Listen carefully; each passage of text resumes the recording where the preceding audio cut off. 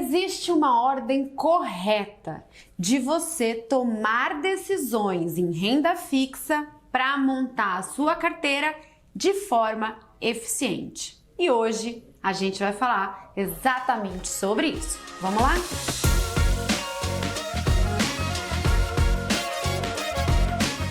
Depois de anos operando renda fixa com os gestores profissionais e depois pegando esses ensinamentos e colocando nas carteiras dos nossos milhares de clientes, eu estabeleci uma ordem correta pela qual você deve tomar as suas decisões na hora de investir em renda fixa.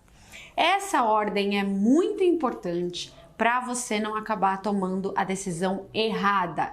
E no final desse vídeo você vai entender o porquê. Antes de falar a ordem correta, eu vou repetir uma frase que eu sempre falo por aqui e inclusive já comecei o meu livro Renda Fixa Não é Fixa falando sobre isso. Quando a gente fala de renda fixa, a gente tem 3 tipos de indexadores de 3 tipos de emissores diferentes. Os indexadores são pós-fixado, pré-fixado e indexado à inflação, e os emissores diferentes são empresas, governo e bancos. Quando você junta esses indexadores com esses emissores, você tem basicamente todos os produtos do mercado de renda fixa, tá?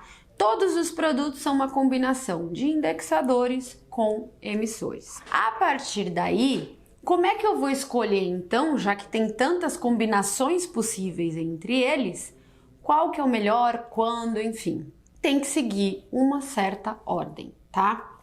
A primeira coisa que eu vou fazer para saber qual deles eu vou colocar é olhar o cenário macroeconômico. Por quê, Marília? Porque os títulos pré-fixados ou com componentes pré-fixados, que é o IPCA+, eles performam mal, podendo inclusive ter prejuízo num cenário de taxas de juros em alta, tá? E os pós-fixados se dão bem quando as taxas de juros sobem, né? Porque eles passam a render mais, e quando a taxa de juros cai, ele não se dá mal, ele só passa a render menos. Então, para você escolher se você vai pôr um pré-fixado, um componente pré-fixado ou um pós-fixado, a primeira coisa que você tem que olhar é o cenário macro. Será que eu estou em um cenário onde as taxas de juros vão subir, né, acima do que o mercado prevê? Ou será que eu estou num cenário onde as taxas de juros vão ser menores do que o mercado prevê? Importante, não é se a taxa Selic vai subir ou cair, porque o mercado pode já estar precificando que ela vai subir ou cair, e aí as taxas dos prefixados não mudam. Então será que eu acho que as taxas vão ser maiores do que o mercado precifica? Ou será que eu acho que as taxas vão ser menores do que o mercado precifica? Essa é a primeira decisão que eu vou tomar, porque daí, olhando o cenário macroeconômico, eu vou escolher se eu quero ficar num título com componente pré-fixado ou se eu quero ficar no pós-fixado. Então, primeira coisa, olha o cenário macro, vê que fase do ciclo, né, de juros você tá, e aí decide se você quer um componente pré-fixado ou se você quer pós-fixado. Nessa primeira decisão é onde as pessoas tomam a maior parte dos erros e dos riscos, né? É você pegar uma época, por exemplo, que a taxa de juros está super baixa e investir num pré-fixado e se travar às vezes por anos a fio num IPCA+3 ou num pré-fixado de 6, né? Por muitos anos. E aí que as pessoas acabam tomando os maiores prejuízos ou às vezes fazendo as maiores bobagens, tá? Então essa é a primeira decisão. Mas esta decisão sozinha não basta. Não adianta você saber só se você quer um pós ou se você quer um pré, porque você tem uma segunda decisão, que é, tá bom, mas eu quero um pré curto ou longo? Ou eu quero um pós curto ou longo? Com liquidez diária ou pode ser de 10 anos, enfim.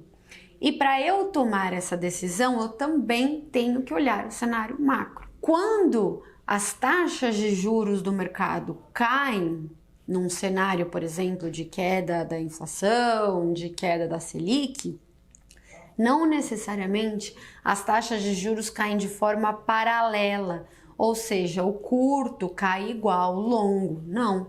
Às vezes o curto cai muito mais do que o longo, né? Por exemplo, quando o Banco Central força a barra e cai a Selic muito mais do que o mercado esperava, né? Porque ele quer estimular a economia, né? Aí o curto cai muito e o longo às vezes até nem cai, às vezes sobe, né? Por risco da inflação voltar. Então, às vezes você acha que a Selic vai cair, o mercado não precifica, mas aí ao invés de você entrar no curto, você entra num pré-fixado longo e acaba que o longo sobe, né? Ao invés de cair, e o curto é que cai. Então isso também pode acontecer e isso faz diferença.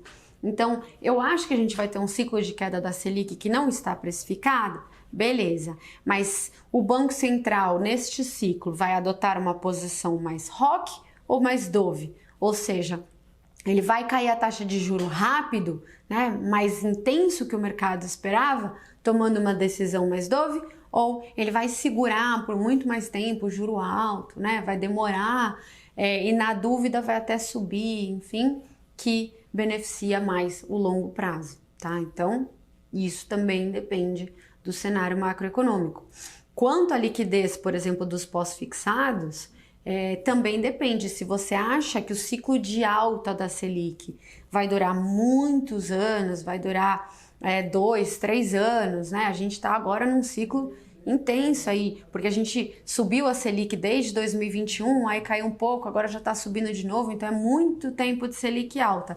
Então daria até para entrar num pós-fixado com um vencimento um pouquinho mais alto. Enquanto se você acha que o ciclo de alta e depois de queda é muito rápido, você precisa entrar em títulos que tenham liquidez o suficiente, né, para você poder sair deles depois e voltar para um pré-fixado. Então, tem que também olhar o cenário macro, olhar o que você acha que vai acontecer com a Selic, quão rápido esse movimento vai ser para escolher se você quer um título de vencimento curto ou um título de vencimento longo. E a terceira e última decisão que você vai tomar, uma vez que você já sabe que você quer, por exemplo, um componente pós-fixado de vencimento longo, é se você quer que ele seja via títulos do Tesouro, né, títulos do governo, ou se você quer que seja um crédito privado, seja bancário ou seja de empresas.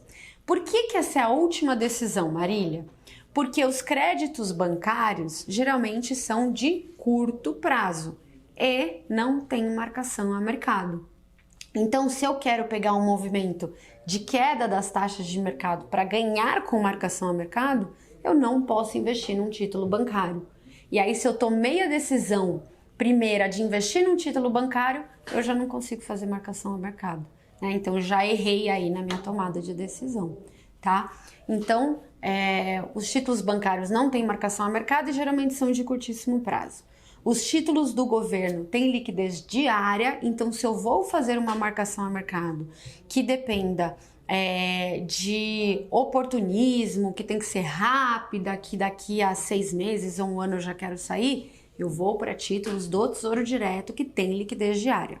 E se eu acho que é uma marcação a mercado, mas que pode levar um pouco mais de tempo, aí eu vou para os títulos de crédito privado, que a liquidez não é tão boa quanto o do Tesouro Selic, o do Tesouro Direto, mas que também tem marcação a mercado e eu também posso entrar para fazer marcação a mercado.